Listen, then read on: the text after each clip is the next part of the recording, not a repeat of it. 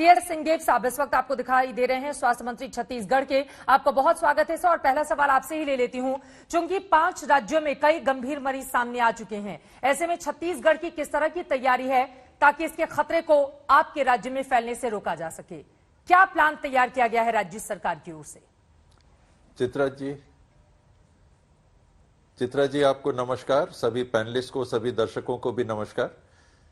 केंद्र सरकार से लगातार सूची का अपडेट हम मांग रहे हैं, डेली अपडेट मिलता है। तो जो भी छत्तीसगढ़ के नागरिक विदेश यात्रा से लौट रहे हैं उनकी जानकारी आ जाती है। ये पासपोर्ट बनाने वाले छत्तीसगढ़ के हैं, इसमें से कई नागरिक ऐसे हैं जो अन्य स्थान पे भी रह रहे हैं, लेकिन उनको ट्रेस करके और उन राज्यों को बताना कहां पर वो हैं, उनकी जानकारी देना, और जो राज्य में आ गए उनको क्वारंटीन में रखना। और 7 दिन बीतने के बाद जो प्रोटोकॉल केंद्र सरकार की ओर से आया है, 8वें दिन उनका आरटीपीसीआर टेस्ट कराना, ये एहतियात के तौर पे। और प्रशासन के प्रतिनिधि पुलिस विभाग से भी, राजस्व विभाग से भी, स्वास्थ्य विभाग के भी, वो डेली जाके देख रहे हैं कि ये जो परिवार या नागरिक आए हैं ये क्वारंटीन में हैं कि नहीं। तो इंश्योर कर रहे हैं कि वो क्वारंटीन में रहें। जब तक ये संख्या सीमित है तब तक ये प्रैक्टिकल है, पॉसिबल है।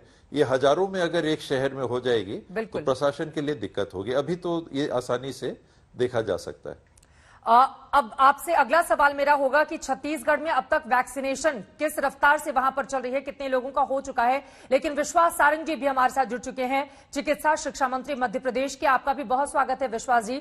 अब मध्य प्रदेश की जनता को किस तरह से आप विश्वास दिला रहे हैं कि वहां पर स्थितियां नियंत्रित हैं? ओमिक्रॉन के खतरे के मद्देनजर आप लोग, आपकी सरकार मध्य प्रदेश के नागरिकों की सुरक्षा के लिए कैसे आगे बढ़ रहे हैं? विश्वास जी। देखिए चित्रा, अभी जस्ट मैं आपके इस शो के पहले माननीय मुख्यमंत्री जी ने कोरोना की ही समीक्षा बैठक की थी, मैं उसी से अभी उठ के आ रहा हूं। हमारे यहाँ आज कल 17 पॉजिटिव केस थे। मध्य प्रदेश में 138 एक्टिव केस हैं। हमारी सरकार, जैसा आपने कहा, कि हर स्थिति पर पूरी तरह नजर रखी है और हमारे यहाँ किसी भी तरह के नए वेरिएंट का कोई भी केस अभी तक आइडेंटिफाई नहीं हुआ है। चाहे टेस्टिंग का मामला हो, चाहे कॉन्टेक्ट ट्रेसिंग का मामला हो, जीनोम सीक्वेंसिंग का मामला हो, जो प्रोटोकॉल हमें अपनाने हैं हम उसको पूरा अपना रहे हैं। लगभग हम 60 से 70 हजार लोगों का रोज कोरोना टेस्ट कर रहे हैं। और मैं ये बताना चाहता हूं, जब सेकेंड वेव का पीक था उस समय भी हम लगभग 70 हजार ही टेस्ट करते थे। अभी हम एक पॉजिटिव के अगेंस्ट 50 लोगों की कॉन्टैक्ट ट्रेसिंग कर रहे हैं। हम वैक्सीनेशन को लेकर बहुत तेजी से अभियान चला रहे हैं और हमें यह कहते हुए बहुत प्रसन्नता है कि लगभग 93% को हमने पहला डोज लगा दिया है और 70% को, यदि आप देखेंगे तो हमने सेकेंड डोज लगाया, पर जो एलिजिबल हैं सेकेंड डोज के उसको भी हमने 92% तक हमने लगा दिया है।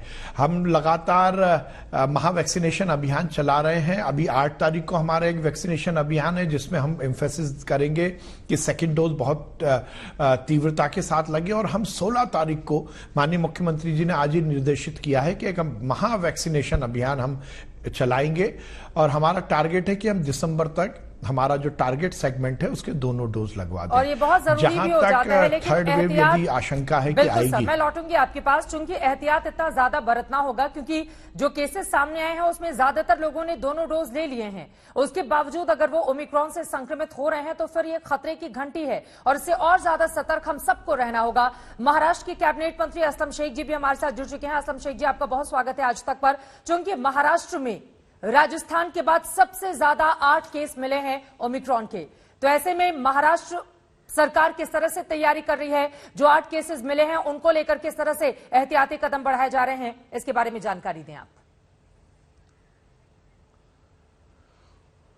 देखिए, जितने इंटरनेशनल ट्रैवल्स हैं, ये मुंबई एयरपोर्ट जो होता है ये उनका ट्रांजिट हब होता है। किसी भी और स्टेट में जाना हो या सिटीज में जाना हो तो मैक्सिमम फ्लाइट्स यहीं से उन्हें मिलती है। और इसी को ध्यान में रखते हुए जो है मुंबई महानगर पालिका की तरफ से राज्य शासन ने जो है वो कड़े जो है वहाँ पे प्रतिबंध बनाए रखे हुए हैं एयरपोर्ट के ऊपर बेसिकली। और जो हाई रिस्क कंट्री से जो लोग आ रहे हैं उनका टोटल लिस्ट बना के जो है, और वो जहाँ रहने वाले वो कंसर्न वार्ड में दिया जा रहा है और वो सही तरीके से क्वारंटीन है नहीं है उनके ऊपर कंटिन्यूसली मॉनिटर की जो है वो प्रोसीडिंग रखी हुई है।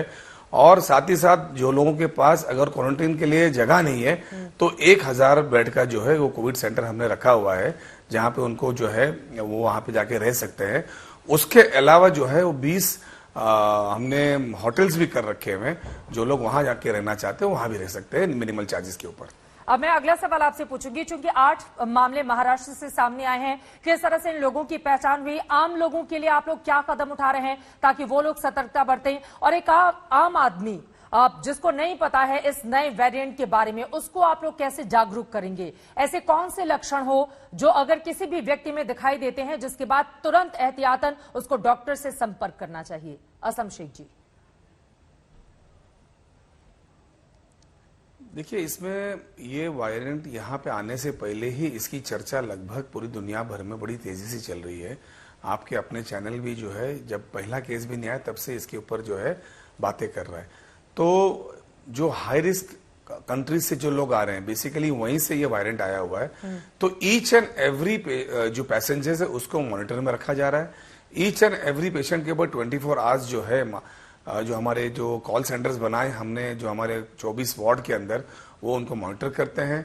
उनके पास जो मोबाइल नंबर होगा तो उनका लोकेशन भी ट्रैक किया जाता है, और अगर सिम्टम्स आते हैं तो एम्बुलेंस से उनको ले जाने की प्रोविजन भी कर रखी है।